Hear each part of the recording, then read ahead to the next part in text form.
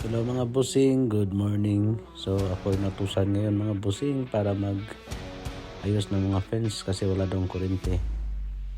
So ipapakita ko sa inyo kung paano. Let's go! Hello mga busing. Try natin kung may power ba. Yan. So, it's 1.7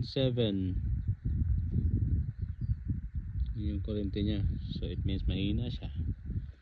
So hanapin natin saan yung fault. So ito tanggalin natin yan para walang kuryente doon. Ano to?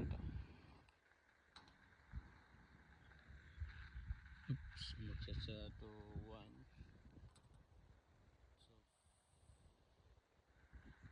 So 5.0. So ibig sabihin yan may fault dyan. So hanapin natin yung fault. So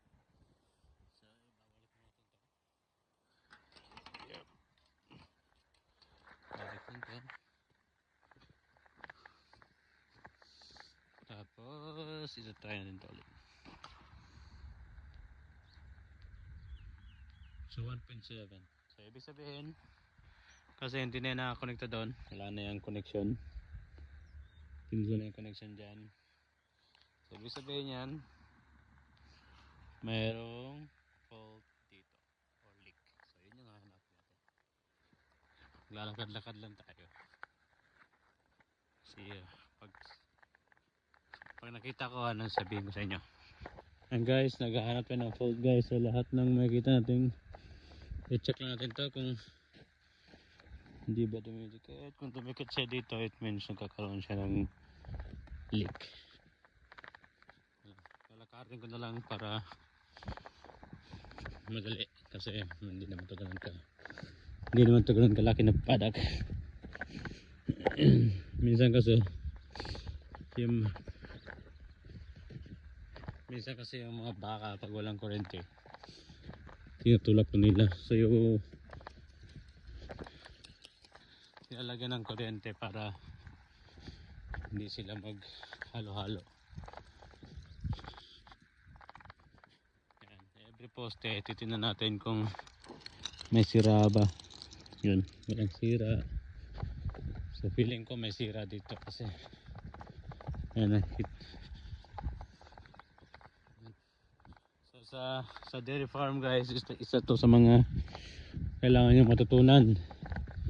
Dapat marunong kayong mag-ayos ng mga fence, maglagay ng kuryente, maghanap ng fault or leak para laging ligtas yung mga baka nyo.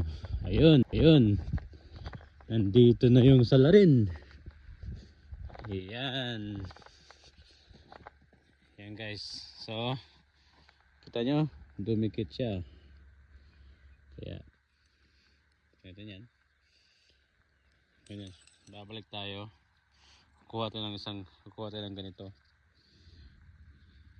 push insulator para lalagay natin dyan para hindi siya dumikit yung legs. Yan. Kita nyo, kaya nyo para legit. Bingo guys, 5.4. tingnan mo pag ilalagay ko yan dyan, diba, kita nyo dumikit siya sa poste. Yeah, 1.5 diba.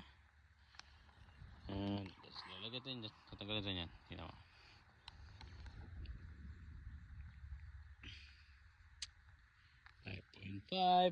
Problem solved. Happy farming.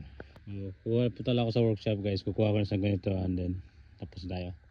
See ya. Ngayon guys, galing na ako ng workshop para kumuha ng ganito kasi di ba nawala yung isa. Kaya nawala kasi dumidikit kasi dyan, nagkakaroon ng fault. Kita nyo na. Narinig yan. Pero lalagyan natin dyan. Ayun na siya guys. Nalagyan na natin. Tingnan natin ulit. Double check.